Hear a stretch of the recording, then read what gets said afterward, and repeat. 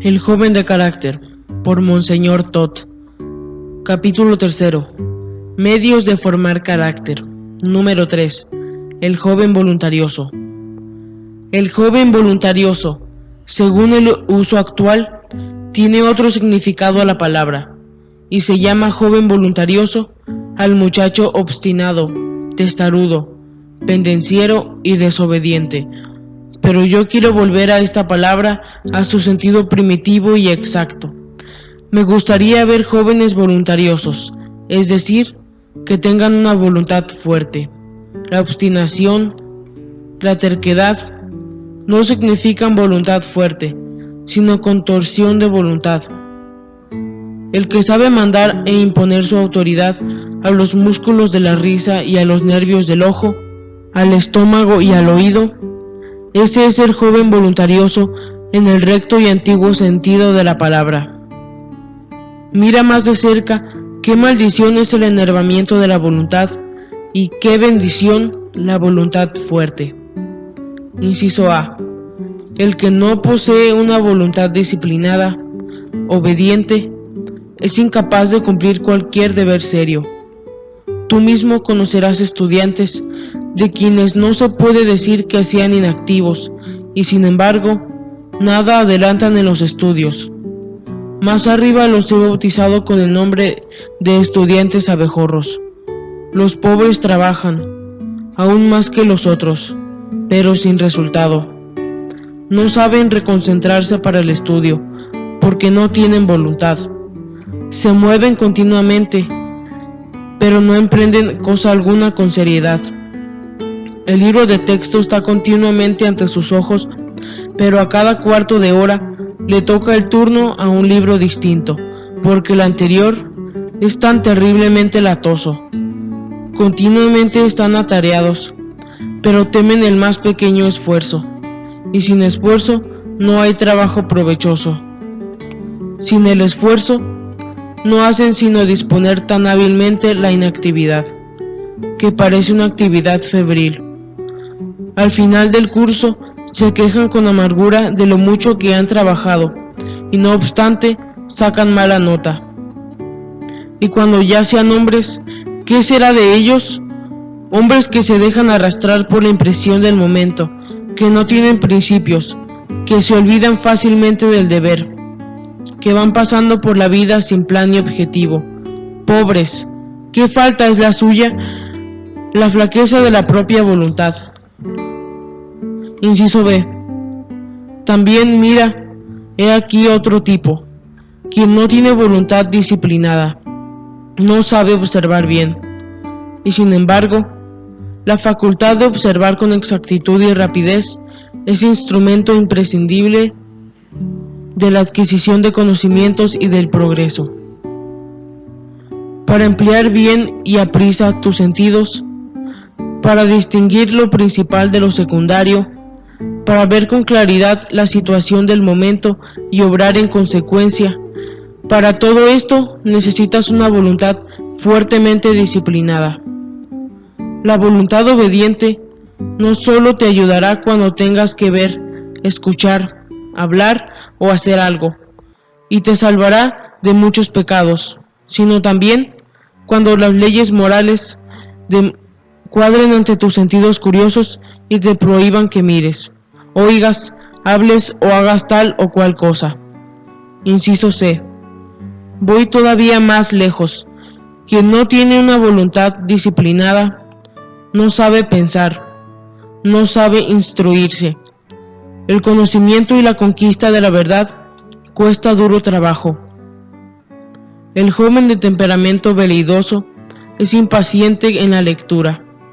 Continuamente va volviendo las hojas del libro. Corre nervioso tan solo para terminarlo cuanto antes. No saca ningún provecho.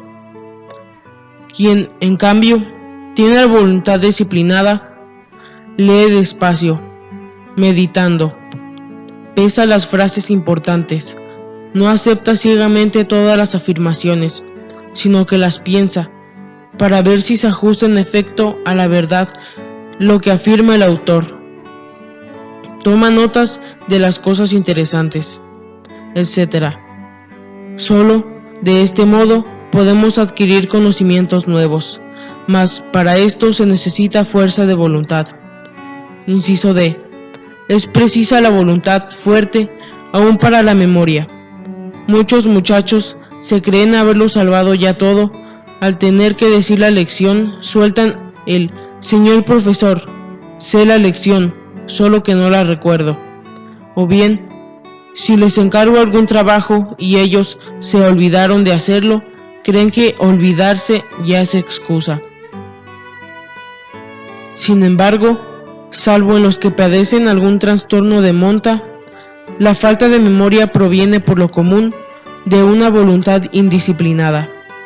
Si no te viene a la memoria un nombre o un acontecimiento, no has de mirar enseguida el libro, según costumbre de los estudiantes de voluntad débil, sino esfuérzate, intenta recordarlo aunque te cueste sudores, y así robusteces tu voluntad. Si tienes un encargo que cumplir, no hagas un nudo en el pañuelo, sino piensa muchas veces al día en tu deber.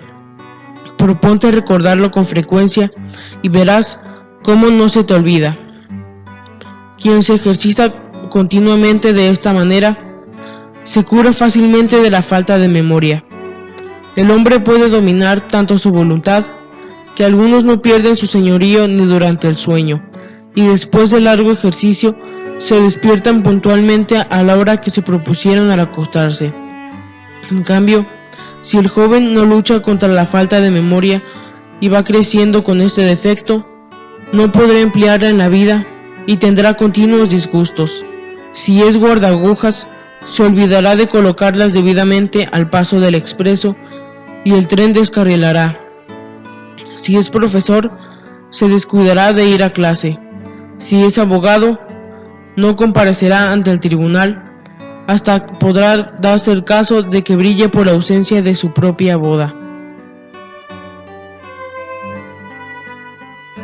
Número 4. Demóstenes. Demóstenes perdió de 7 años a su padre. Su tutor, astuto, lo despojó de toda la fortuna. En una ocasión el muchacho asistió a un juicio y oyó el discurso del defensor, y cuando el pueblo acompañaba en triunfo al orador, decidió dedicarse también a la elocuencia. Desde entonces no tuvo otro pensamiento, ni de día ni de noche, pero la tarea no era fácil. A su primer discurso, la multitud levantó tanto alboroto y algazara que hubo de interrumpirlo sin poder llegar al final. Abatido, discurría por la ciudad, hasta que un anciano le infundió ánimo y le alentó a seguir ejercitándose. Se aplicó entonces con más tenacidad a conseguir el propósito concebido de antemano. Era blanco de mofas continuas por parte de sus contrarios, pero él no se preocupaba. De vez en cuando se apartaba por completo de los hombres y en grutas subterráneas seguía perorando. Tartamudeaba un poco al hablar. Para remediar este defecto y para que su lengua se moviera sin trabazón, poníale una piedrecita debajo, íbase a la orilla del mar y gritaba con todas sus fuerzas. Sus pulmones eran débiles. Para robustecerlos, daba grandes paseos al aire libre y recitaba en voz alta discursos y poesías. Siempre que oía una discusión seria, íbase al punto a su cuarto. Pesaba una y otra vez los argumentos de ambas partes y procuraba fallar quien tenía razón. Y ved ahí, con esta formación de sí mismo, que no conoció desalientos, poco a poco corrigió sus defectos y llegó a ser orador tan formidable que sus discursos, hoy todavía, después de 2300 años, son el modelo en que deben estudiar cuantos desean destacarse en el campo de la oratoria. Y sin embargo, de niño era un pobre huérfano tartamudo. Qué admirables fuerzas laten en el hombre. En los momentos más agudos del dolor físico, a veces solo se hace patente todo lo que puede soportar el hombre. En los primeros meses de la Guerra Mundial, estuve de servicio en el frente serbio Un día nos trajeron a un húsar. Unos soldados que iban reconociendo el terreno lo hallaron en un pantano. Los serbios apresaron a su tropa, los pusieron a todos en fila y los fusilaron. Él pudo esconderse a duras penas en el pantano próximo. Solo podía sacar la nariz del agua, porque desde los copudos árboles estuvieron espiando durante varios días centinelas serbios. Al fin, cuando los enemigos abandonaron aquella región, nuestros soldados encontraron al pobre húsar, que ya no podía más, y nos lo trajeron. Hacía 7 días que no comía sino la hierba del pantano. Solo entonces vi con toda claridad lo que es capaz de soportar el hombre. Quizás hayas oído tú también de agonizantes, en cuyo cuerpo quebrantado infundía ánimo días y días tan solo una voluntad firme, porque deseaban ver por vez postrera a sus hijos o a su esposa, que desde lejanas tierras se corrían veloces hacia ellos. Una voluntad fuerte hasta puede lograr efectos curativos en el cuerpo enfermo. Por lo tanto, no te es permitido dejarte abatir por la tristeza, aunque hayas recibido de la providencia un organismo enfermizo y débil. No hace mucho murió un aristócrata húngaro, el conde Yeşilçay, quien de joven perdió un brazo en una cacería. Con una sola mano llegó a ser uno de los eximios virtuosos del piano. Me imagino cómo se quebrantaría el ánimo de muchos jóvenes si les sucediese tamaña desgracia.